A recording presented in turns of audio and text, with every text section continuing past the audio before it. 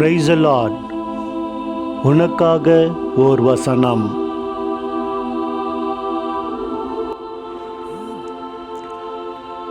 எசாயா 55 அதிகாரம் 11 வசனம்.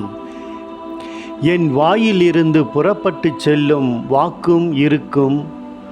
அது என் விருப்பத்தை செயல்படுத்தி எதற்காக நான் அதை அனுப்பினேனோ அதை வெற்றிகரமாக நிறைவேற்றாமல் வெறுமையாய் என்னிடம் திரும்பி வருவதில்லை. ஆமேன். ஏசாயா 55 அதிகாரம் 11 வசனம்.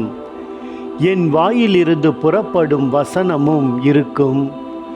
அது வெறுமையாய் என்னிடத்திற்கு திரும்பாமல் அது நான் விரும்புவதை செய்து நான் அதை அனுப்பின காரியமாகும்படி வாய்க்கும். ஆமேன்.